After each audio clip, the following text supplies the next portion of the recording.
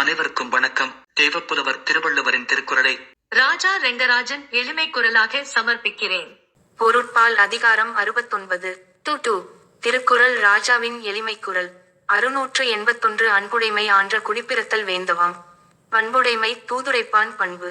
நாட்டுப்பற்று நற்குடிப்பிறப்பு ஆள்பவரின் நம்பிக்கையை பெற்றிருப்பதே தூது சொல்பவரின் பண்புகள். 682 அன்பறி வாராய்ந்த சொல்வன்மை தூதுரைப்பார். இன்றி யமையாத 3 அன்பு அறிவு பேச்சுத்திறமை தூது சொல்பவருக்கு இன்றியமையாத 3 தகுதிகளாகும். 683 நூலாருள் நூல்வல்லன் ஆகுதல் வேளாருள். வென்றி வினையுரைப்பான் பண்பு. படை கொண்ட ஆட்சியாளனை வெல்லும் வழி சொல்பவரின் பண்பு கற்றவர்களுள் சிறந்தவனாக இருப்பதாகும். 684 அறிவுறு வாராய்ந்த கல்வியும் 3 செறிவுடையான் செல்க வினைக்கு. அறிவு உருவம் தெளிந்தகல்வி 3லும் சிறந்தவன் செல்லட்டும் தூதுக்கு. 685 தொகச்சொல்லி தூவாத நீக்கி நகச்சொல்லி நன்றி பயப்பதான் தூது.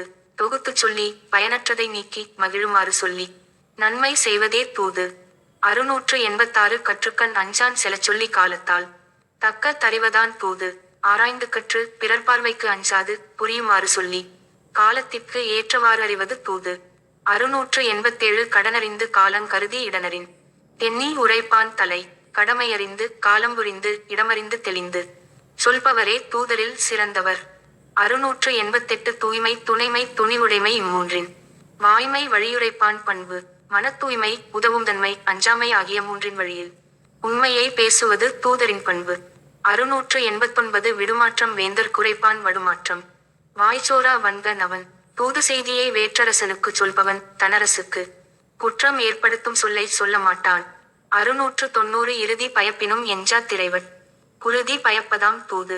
மரணம் வருவதாயினும் மறைக்காது முழுமையாக ஆட்சியாளனுக்கு உறுதியாக நன்மை செய்வதே தூது. நன்றி. மருத்துவர் ராஜா ரெங்கராஜ், தஞ்சாவூர்.